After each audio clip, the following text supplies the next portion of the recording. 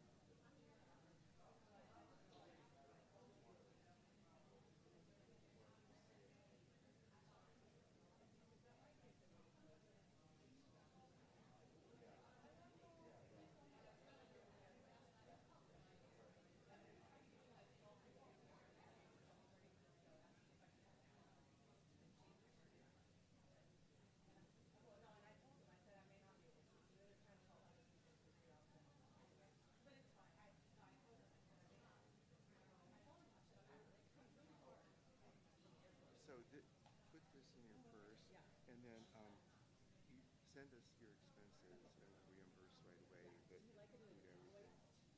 We need receipts, and we just take a photocopy and email attached kind of thing. Yeah. Okay. Okay. Okay. Yeah. I mean, just yeah. And for like, well, the car, the car, the plane, the boat, the cars, the cars. I know. Yeah.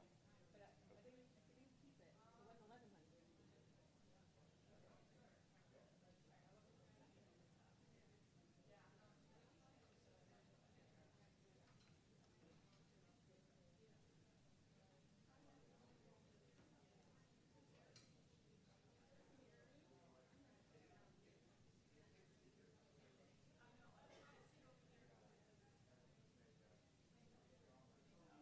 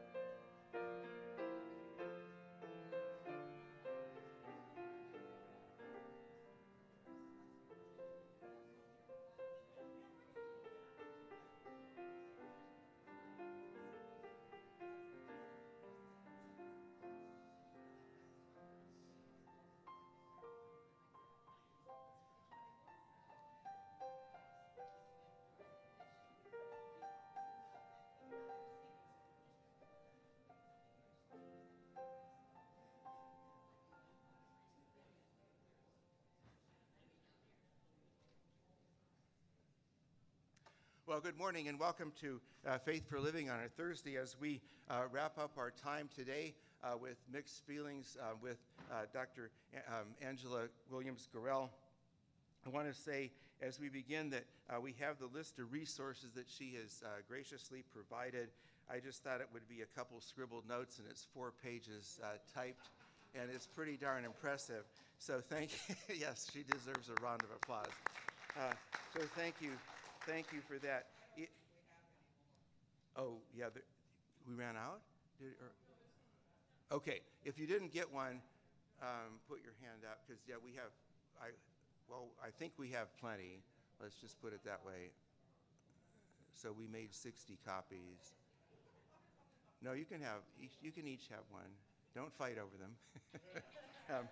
Okay, the other things, and they're on the back table, the Faith for Living recordings, and if you want Dr. Gorell's recordings, you can get that by filling out one of these papers, or Greg Sterling, who was with us Memorial Day weekend.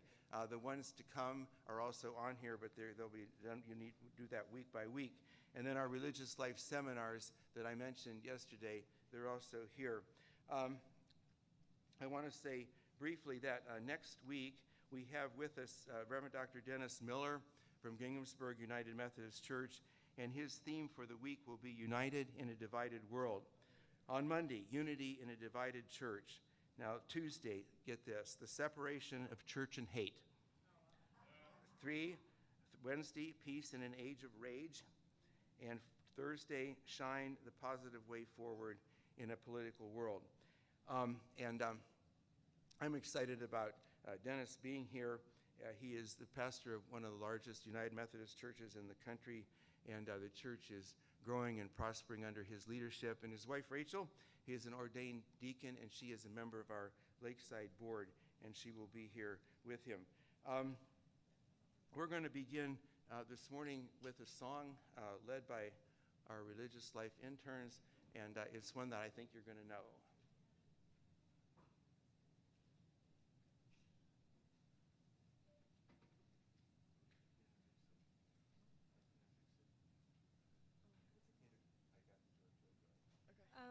So we're doing a very familiar tune that's probably very common with everybody in this room. We're doing I've Got the Joy, Joy, Joy. Joy.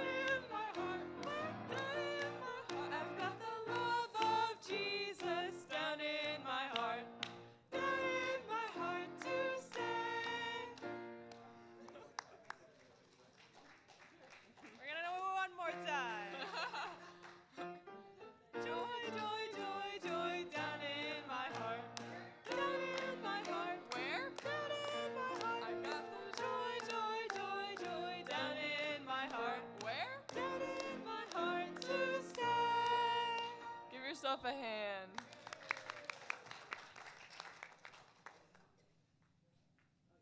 Okay, and my notes say that we have a birthday. We have a birthday girl here, one of our interns, and the problems of 17 will be over tomorrow when you turn 18, Emily. So let's all sing happy birthday to Emily.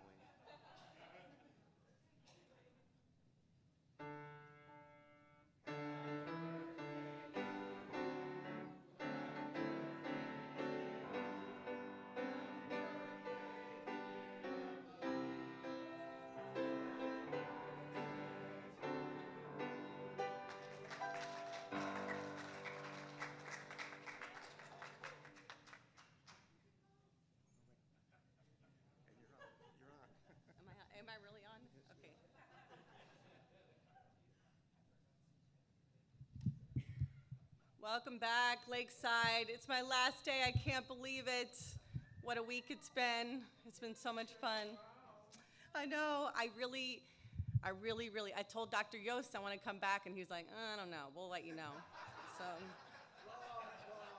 it's on him.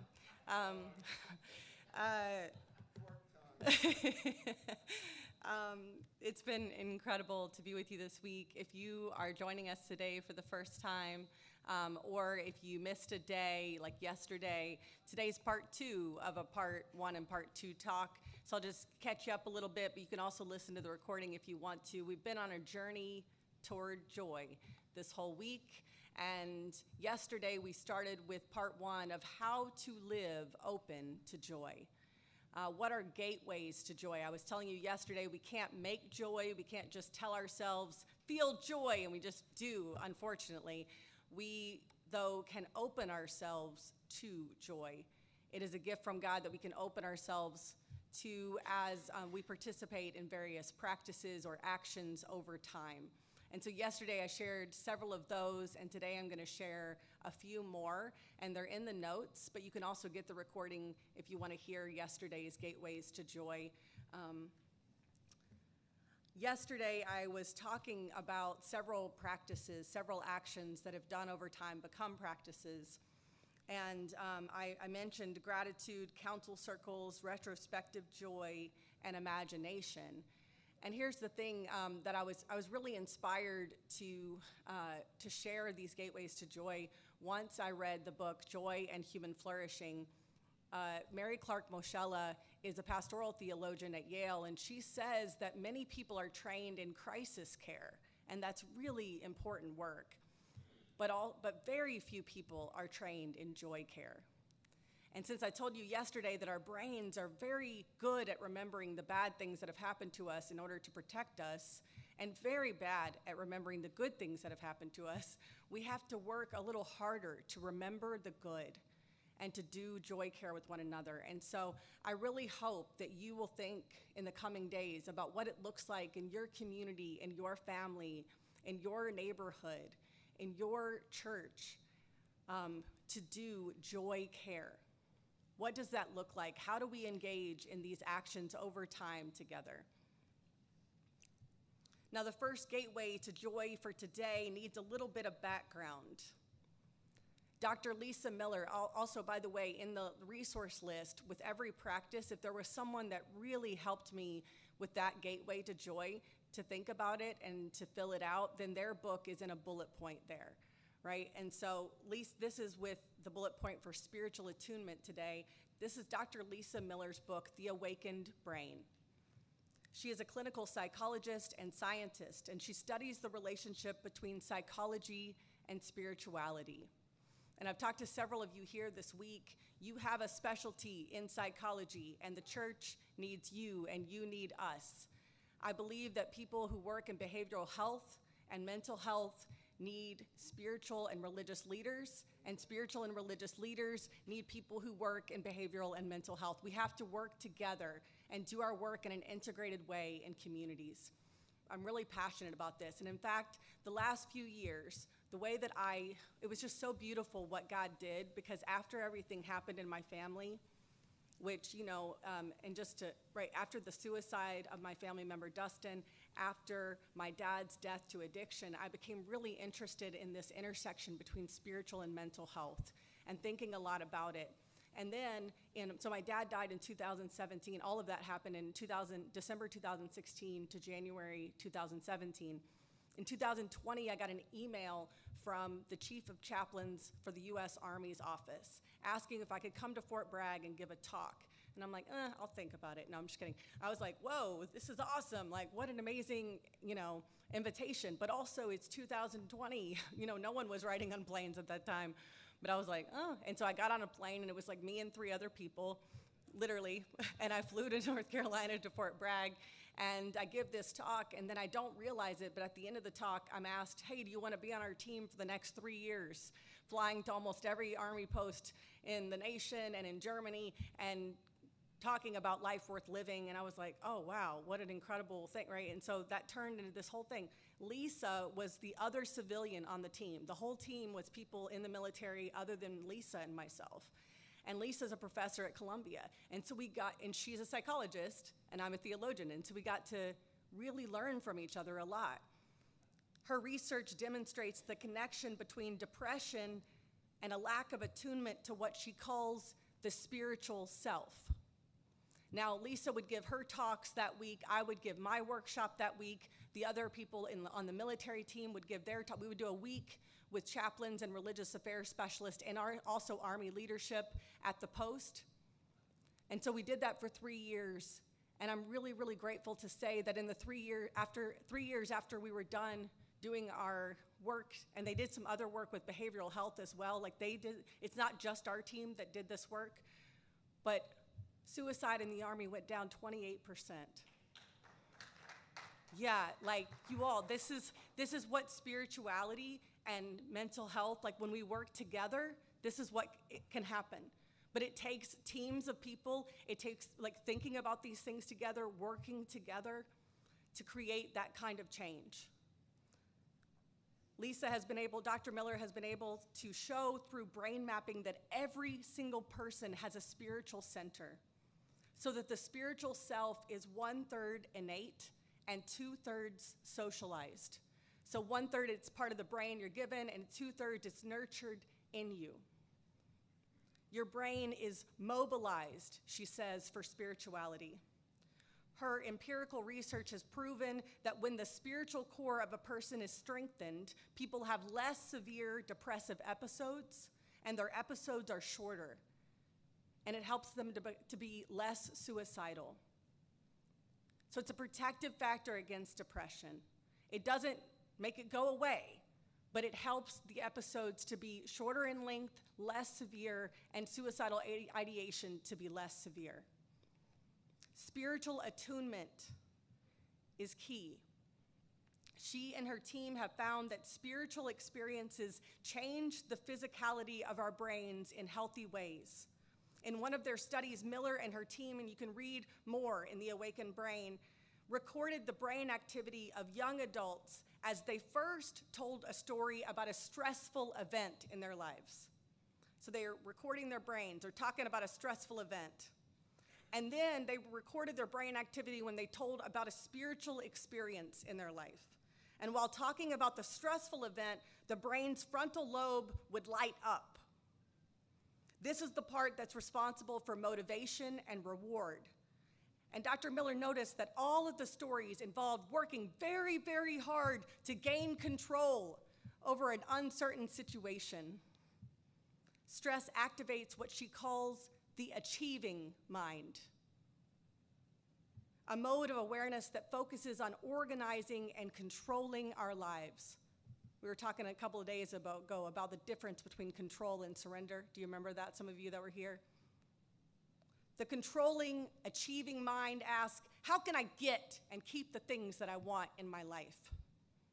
In contrast, telling a spiritual experience activated different parts of the young adult's brains, the part associated with love, and another section where we experience feelings of unity and belonging, as Dennis is going to talk about next week, as well as part of our brain where we see the world as active and speaking to us. The awakened, spiritually attuned brain enables us to see the world reaching to us. When we live with spiritual awareness, we walk through life differently, and we see meaning where we otherwise wouldn't. Remember, joy is the recognition of meaning and the connection we feel to it in our lives. When we have spiritual awareness, we can perceive the love, oneness, and guidance in life all around us.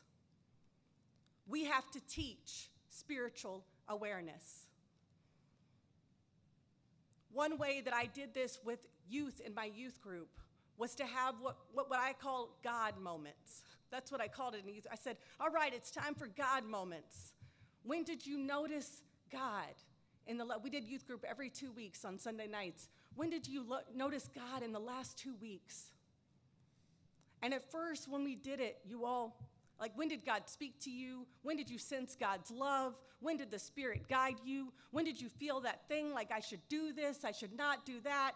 I feel like the world is speaking to me. God is saying something. I'm attuned to what's around me. I sense love. I sense unity, right? When I first did it with them for the first 5 times, it was crickets. It was like, all right, no one's sensing God. And I realize it's because it takes practice to notice, and it takes practice to articulate what we notice. But in the church, as I'm doing this morning, we spend so much time talking that we create very little space for articulacy, for telling stories about spiritual experiences, for teaching youth and adults and children, all of us, how to talk about where God is, how God shows up, how the Spirit speaks to us. And so over time, though, and by the way, I told the youth leaders, next time we do God moments, you better have one, okay? We're going to have a God moment. Somebody's having a God moment, all right? But over time, with practice, just like Kayla is a classical pianist, it took her years of practice to become the pianist that she is today. Over time, with practice, they became more and more attuned to the Spirit of God. They became more spiritually awakened in their life. I'm being led. There's more to life than what I can actually see with my eyes. There's unity. There's a larger story being told. And so I encourage you, ask questions at your dinner tables, with your small groups, in your Bible studies, in your neighborhoods, about, hey, how did you see God show up? How have you experienced God's love? And allow people to share those stories with one another. The mental health crisis in this nation, so many young people identifying as feeling depressed, feeling anxious. It has many roots. Certainly the pandemic did not help. Certainly social media plays a part in it, but y'all, that's a whole nother week of conversation. And I want to just say, social media is. The printing press was. So we had to work around it. We got to work with it. We worked with the printing press. We can work with the internet. So that's another week of conversation, okay? But so there's lots playing a part here, but it's very difficult as researchers to not see the massive rise in mental health crisis and the massive decline in people's spirituality in this country. And so it's not enough to just go to therapy. Therapy is amazing. It is so important. I have had 3 therapists in my life. 3. I could not have survived the PTSD of those 4 weeks without EMDR therapy. I had therapy when my dad was struggling with addiction. How do I relate to someone who's so steeped in addiction? Right? I've had therapy in my life, 3 therapists in my life, but I've also had a spiritual director. I've also had pastors who have mentored me and cared for me. We need each other, spiritual and mental health professionals. And in our communities, we need one another. Because therapy helps us to heal from what's happened in the past, and I believe that spirituality deeply prepares us for the future and for the now, right? For looking for God. The God who's on mission, the God that's ahead of us. Parents oftentimes are trying to help their children to succeed and to thrive in life, and so they largely prepare them to get into college. And they understand the benefits of education and extracurricular activities. They can tell you, a parent can tell you, if you stop them on the street, why is education important? They can tell you. If you stop them on the street, they could say, why would seeing a therapist be important? If you stop them on the street, why is being on a soccer team important? Why is volunteering important? But many of them, I think, if you stopped them on the street and said, why does spirituality matter? Other than fire insurance? Like a lot of people, right, avoid something after life. They can't really tell you with great articulacy why spirituality is critical for the mental well-being of young people. It's essential. We have to help people to understand this, and we have to create programming in churches that nurtures spiritual awareness. Not just I can list doctrines to you, not just I come here and I listen, but I actually can tell you with my own mouth how I have seen God and how God shows up, how I'm being led and being guided. I want to talk about a related gateway to joy that awakens our spiritual self by telling you a story. Y'all know I ain't going to leave you hanging without a story. You know, it's story time. All right, I got to have a drink of water for that. Oh, look, Charlie, look at him. Opening my water bottle, the other one for me. Such a good person. Okay. So when I was trying to discern a couple of years ago whether to go up for tenure at Baylor University or to quit my job, I spent about 8 months in a discernment process. And that's a longer story for another day, like what I did, why I did it, all that kind of stuff. But for 8 months, I discerned like whether I should go up for tenure at Baylor University or not, which is basically like, you know, it's the unicorn of like jobs in the academy. It's supposedly why we all get PhDs, you know. But so it's a really hard decision for me. But I really felt called by God, and this is the thing where I'm this spiritual awareness. Like I've really felt called by God to meditate on 2 quotes. And it's difficult to say precisely why, but I just started reading them every week and thinking about them all the time and sharing them in class with my students. And the first quote was from philosopher and spiritual advisor to Martin Luther King Jr. By the way, the Reverend Dr. Martin Luther King carried with him at all times 2 things, a Bible and a copy of Jesus and the Disinherited by Howard Thurman. I'm sorry? Howard Thurman spoke at Lakeside? What? Wow. Okay, y'all, he's my favorite theologian. I put that in the notes, I think. Wow. Okay. Woo. Okay, so Howard Thurman says, and this was one of the things I meditated on, don't ask what the world needs. Ask what makes you come alive and go do it. Because what the world needs is people who have come alive. His book, Meditations on the Heart, is my favorite devotional book. I've done it like 3 or 4 times. The other important words that I meditated on for months were part of a poem by Anglo-Irish poet David White. Whew, y'all, The House of Belonging.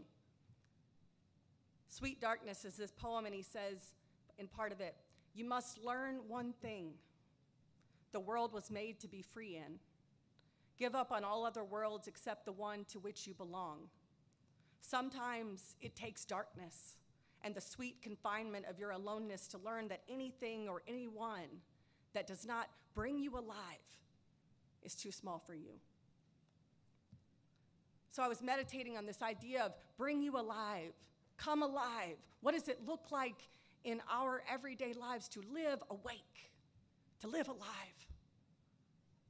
A few months after beginning to pray over these words, I received an invitation to meet with Father Richard Rohr. I told you yesterday I was pretty sure I was going to tell this story today. I was going to be in Albuquerque, where he lives, and a friend introduced us. Anyone familiar with Father Rohr's work would likely see his influence on my own spirituality. His writing has helped me to reconnect with the Bible, understand myself, and expand my understanding of God. And I was ecstatic to meet him. And when I got there, I realized this is Father Rohr, okay? He practices what he preaches. His books have made millions of dollars. And the man lives in like a 1-room parsonage in the parking lot next to a church in the poorest part of Albuquerque, New Mexico. And I walk into his living room, and he's just sitting in a recliner with his dog, and I sit on his couch, and we talk for a couple of hours. And it was like hard not to weep just like the moment I walked in, you know. I'm like, keep it together, Angela, keep it together. But I sit down, and we're talking, and about 20 minutes into the conversation, of course, I'm like, Father Rohr, he's like, call me Richard. And I'm like, Richard, on your wall. And I look up on the wall, and it says, don't ask what the world needs. Ask what makes you come alive and go do it, because what the world needs is people who have come alive. And I began to weep because I can't help it. And I'm like, Father Rohr, I'm trying to make this decision. for this fall, what to do. I've been meditating on this quote for 5 months, and here it is on your wall. It's the only quote on your wall in the living room. And he goes, you know what's even wilder than that, Angela? People send me gifts. He's like 80-something right now. And so many people have read his books. People send him gifts of art from around the world all the time, which I think is so beautiful. And he said, so my staff change out the art in this living room every 3 weeks for me. This is here just for you. What? Yeah. Like, talk about a spiritual awakening. You're like, woo. And then a few days later, I get an email from a colleague. And she says, hey, I just did the new edition of my book. Could you check out the first chapter and tell me what you think? And I open it up, and at the very top of the chapter, you know how like at the top of chapters people like to have a quote? It says, anything or anyone that does not bring you alive is too small for you. David White's poem. It's the things she's chosen for the top.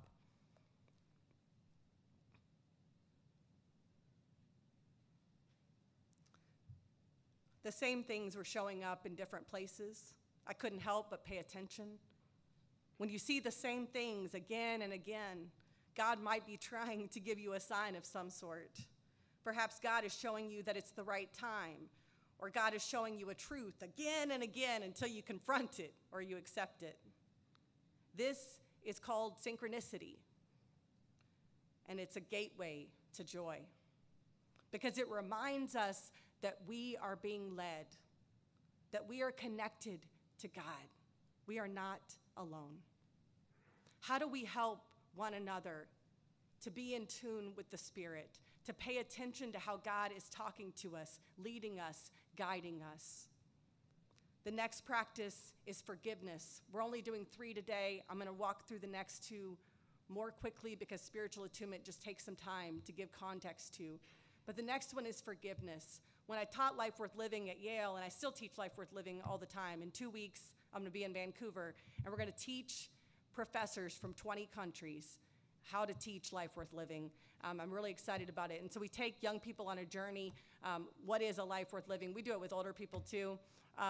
But in this class, every week we look at a different tradition throughout history and how is it thought about what a life worth living is, okay?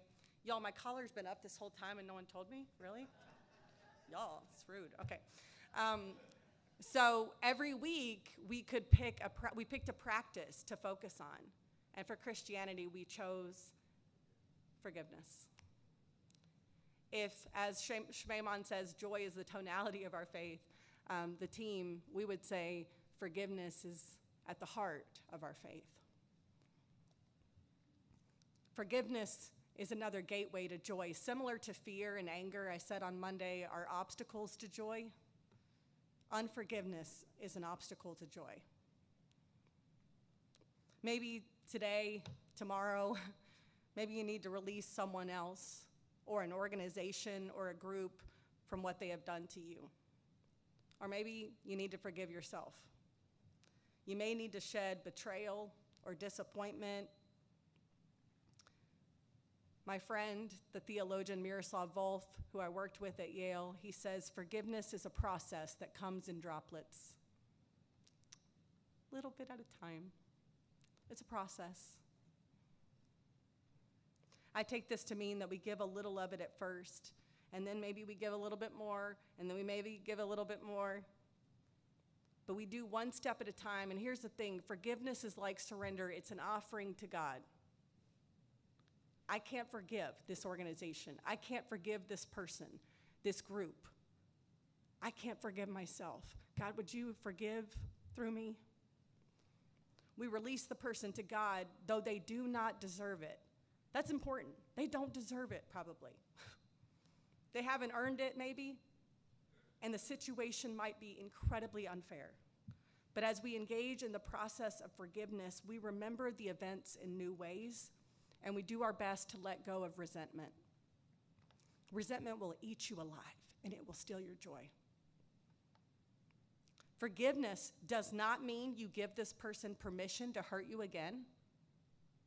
It doesn't mean you don't have boundaries. It doesn't even mean that you have an ongoing relationship with them. Forgiveness is different than repentance, justice, and reconciliation or reparations. These are all different. Forgiveness, repentance, justice, reconciliation, reparations, different things. They get sometimes though they collapse into one another as we talk, which is why I think it makes it so hard for people to try to forgive. You can offer forgiveness to someone who isn't sorry. Justice can follow or be paired with forgiveness, but it is different. Justice requires some kind of repair and reparations. And forgiveness, as I said, doesn't necessarily mean you renew the relationship. Someone pointed out to me once that Joseph with his brothers, like he forgives them, and then he sends them to the other side of Egypt. And he's like, go with God. You know what I'm talking about? And I'm like, oh. And they're like, so you can forgive people and still be like, you should live on the other side of America. Forgiveness is your gift to someone else that mirrors God's forgiveness for you. It is gratuitous. It is audacious. It's radical in a cancel culture.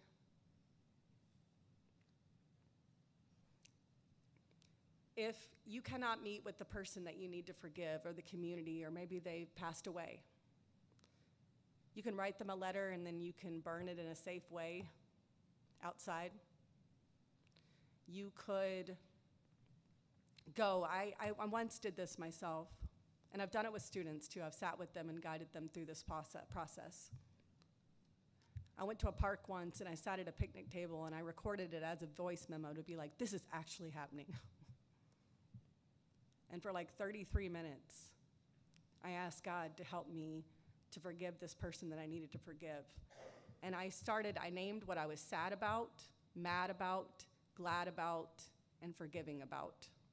Sad about, these are the things that really, really make me sad. And it could be our relationship isn't the same. Or, right, mad about, I'm hurt about this thing. Glad about, maybe you need to forgive someone that you actually have some good memories of.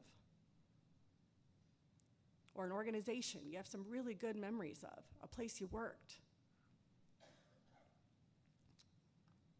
Or maybe you're just glad that it's over and that you're moving on with your life. And then what are you forgiving about? And you offer that person, that group, to God.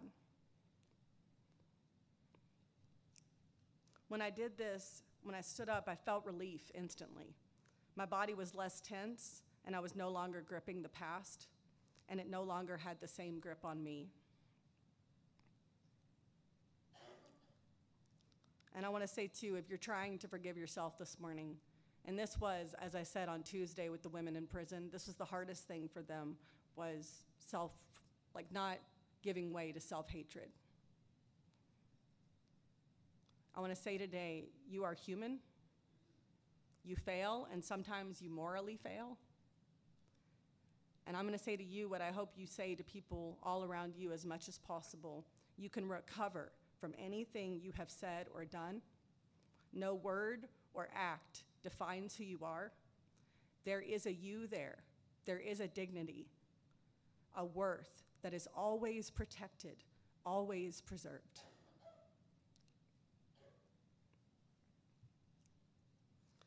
The final practice today is celebrating the truth. I got my definition of truth-telling from Christine Pohl. She passed away a couple of years ago. She was a professor at Asbury Seminary in Kentucky. She wrote a book called Living into Community, and she defines truth-telling as affirming what is good and right and true in the world. A lot of us think that truth-telling is when I tell you, like, Emily, let me tell you what I really think about you, but like in a loving way. You know what I mean? That's what we think truth-telling is. Like, let me tell you the truth, but like cover it up in a little bit of love, like put a bow on it. No, she says it's really looking for the good, for the truthful, for the meaningful, and naming it in the world and in others. I learned about the practice of truth-telling, what the power could be in prison with these women on Wednesday nights. One Wednesday night, I had them in small groups, and I asked them, what do you still have here in prison? What do you still have? Because many of them were in prison for life, right? So it's important to have, like, what do you still have here? And every single group at the end of our time of putting it up on flip chart paper, what we had some version of, we have our words. And so we I realized, in conversation, we do. James 3 is right. Our words can bring life or they can bring death. Wow, we have our words every Wednesday, every week. We can look at each other in the eyes and we can tell the truth to each other about what is good and beautiful in one another, about that dignity that each one of us has, right? And so we started doing a practice, 2 different practices. Sometimes I would write a liturgy and we would just take turns, and we'd all sit in a circle every Wednesday night as much as we could. Sometimes there were 40 of us in a room, but we would sit in a big circle and we'd put a chair in the center of the circle, and each person had an opportunity to sit in the chair and to have words read over them, and then every person had an opportunity to read the words to someone else. And so we would look at each other in the eyes and we would say words like this. You can imagine a big circle, a chair in the center, right? And maybe Charlie is sitting in the chair and I say, Charlie, you are a child of God. You are beautiful. You are strong. You have dignity. You are smart. And God has a purpose for your life. And every person would have those words read, right? And then every person, then Emily would sit down in the chair, and then Kayla would read over her, Emily, and she would say the words. There's power in the words that we can share with one another. There is truth. There is love. There is life in our words. Every day, when you walk around in Lakeside and otherwise, you have the ability to look at other people in the eyes and to say, your life matters to me. I think you're amazing. I hope you'll just do it all the time. It's a gateway to joy. You want to have more joy in your life? Tell people all around you. Tell the grocery store worker. Tell the waiter, your life matters. Thank you for being who you are. You're so good at your job. It's so wonderful to meet you today, Carol. Love having you here. Whatever it is, like the kids in your neighborhood, I'm so glad you're playing outside right here today. It's so good to see you. You're important to me. We developed another ritual together that had the words, the truth-telling practice in it at the prison, a reintegration ritual. When somebody was going to leave the prison, because some women did get to leave while I was there, whenever they were about to head out, they would say, I got court on Monday, Angela, so I'm not going to be at Bible study next Wednesday. I'm going to be out of here. And I'd say, okay, let's do the reintegration ritual. Sit in the chair in the center of the circle. And then I would say these words to them. May Jesus grant you vision to see yourself as a new creation. May he give you the strength to take up new habits. May he grant you mercy and surround you with people who believe in you. May he provide you with all you need to flourish as a human being. We pray we will see you again in this life, but not in this room. Isaiah 43:19-20 says, see, I am doing a new thing. Now it springs up. Do you perceive it? I am making a way in the wilderness and streams in the wasteland. There is power in the words that we speak to one another. There is something restorative and healing that happens when we affirm what is good and true in other people and allow others to affirm what is good and true in us. Before we finish with Q&A, I want to express my deep gratitude for this week. I have shared about joy in its varied forms, sometimes exuberant, sometimes quiet. I have defined joy as an illumination, the ability to see beyond to something more. And an emotion that follows recognizing and feeling connected to what is good, true, meaningful, beautiful, to others, God. Joy, I've said, is the very being and presence of God ministering to you. I have invited you to find a community to regularly rejoice with. I have shared gateways to joy and invited you to engage them with the intention of living open to the what if of joy. To all of you here, from the bottom of my heart, thank you. May unspeakable joy find you. I'm gonna do the